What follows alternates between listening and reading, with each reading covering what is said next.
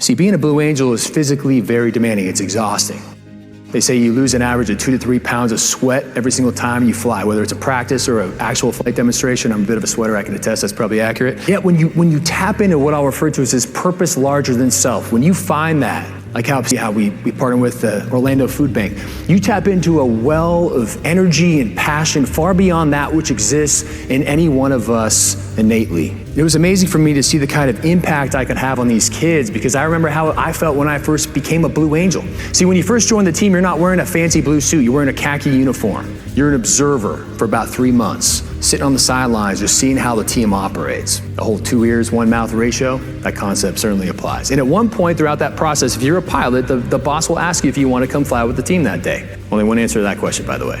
Yes, sir, boss, let's do it. So you hop in the back seat. In my case, it was a 4-jet, a jet I would eventually fly my 2nd year on the team. I remember as we took to the runway, I was overwhelmed with just how much wingtip overlap we had between the jets. Thinking, what happens if we blow a tire or we lose an engine? I didn't have a whole lot of time to process this, as very shortly thereafter, the boss comes up over the radio and says, "Burner's ready now."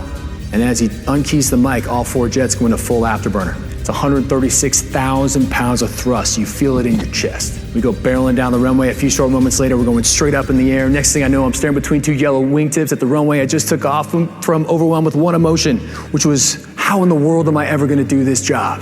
Don't you ever feel that way? You have to raise your hand. How in the world am I ever gonna perform at this level? Was I intimidated? You bet. I was scared even. But I'd say I wasn't afraid. I wasn't afraid because I had been that observer, because I had seen how this team operated. And I recognized that if I too trusted in this process that I'm gonna share with you all, that I too would one day be able to perform at this level. And so at the end of that air show season, I became Blue Angel number 3, and we got to work. Flying 2 to 3 times a day, 6 days a week, briefing and debriefing before and after every flight.